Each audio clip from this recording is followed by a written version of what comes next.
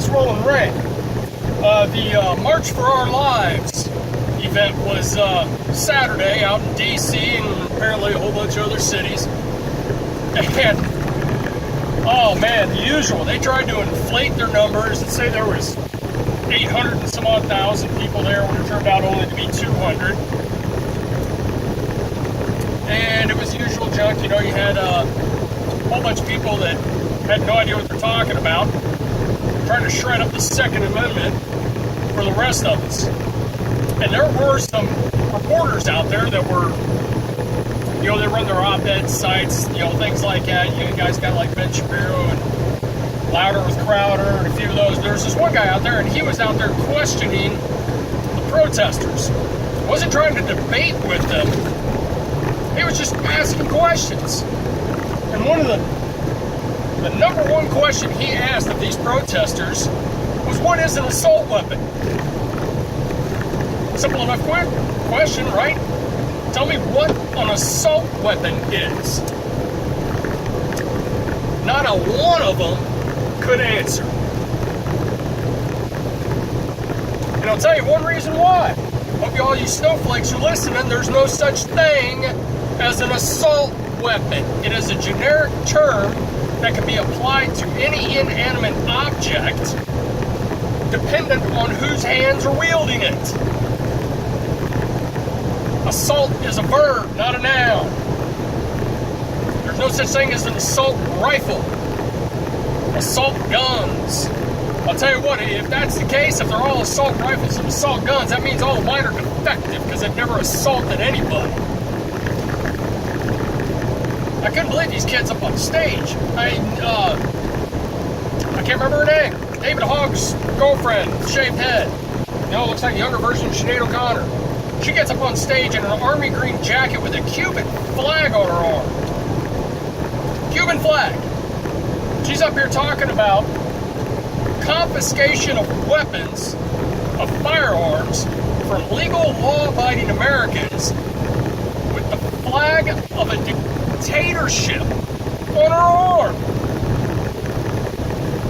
These kids don't have the first clue of what they're talking about. They sure as hell should not be influencing policy. The adults that are letting them influence policy need to be strung up. One of the big things we're trying to get across is that nobody under 21 can own a firearm. I mean, that's pretty much what it boils down to. If you're under 21, you can't get a handgun. Now, if you're under 21, you can't get a semi-auto rifle. I mean, how fouled of a logic is that? I mean, let's follow your logic out. Nobody under 21, right? By that logic, then nobody under 21 should be owning or driving a car, considering the amount of teenage deaths behind the wheel from texting and driving. Nobody under 21 should be joining the military because the first thing they do is hand you a freaking rifle. Nobody under 21 should be voting. I mean, you don't have the responsibility to own a gun. You don't have the responsibility to be, or the maturity to be a responsible gun owner. Why the hell should we give you a car? If you don't have enough responsibility to own a firearm, then what do you do voting? Most of you don't even know the issues. You can't debate us. And that's one thing I've seen is that these left-wing mainstream media won't dare put one of these kids up against a 2A supporter because they'll lose. Numbers don't lie, and the numbers do not match their narrative. I think in 2016 it was something like approximately 650 gun deaths by a rifle. 650 in the entire year of 2016 from rifle deaths, rifle wounds. A good portion of those were hunting accidents. But now my semi-automatic rifles, you know, this killing machine and raw baby killers and blah, blah, blah. The numbers still don't match your narrative. How about all the of gun deaths in Chicago. Not a single one of them morons was a NRA member. A lot of gun deaths in your gun-free zones. The shooters aren't NRA members. The NRA did not do this.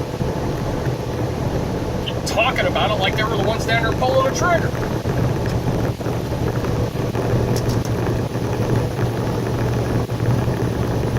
If anybody from the left wing had the guts to come stand up and do an actual debate about firearms, with somebody that knows what they're talking about, they would be humiliated.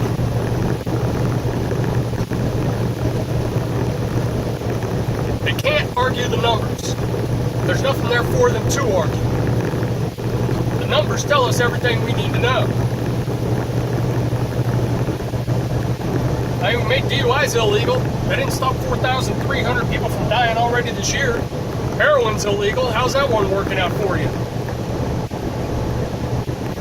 Making firearms illegal is going to do nothing. Evil people will still do evil things, as they always do. Look at Austin, Texas. Did y'all see that one? Serial bomber. Randomly putting bombs on people's porches or putting them on a roadside IED with a tripwire. Then he made his last mistake and tried to ship one or two of them through FedEx. That's how they ended up tracking him down. Bombs are illegal. Making bombs is illegal. It didn't stop him. If you want to talk about school security, then you start talking about holding the government accountable for getting people into the system where they need to be so they can't get their hands on firearms in the first place. You don't come after mine. The government failed. You want to give them more control? You want to let them disarm us? That's tyranny. It is not going to happen. Rick's Rolling Rant. God bless. Carry on.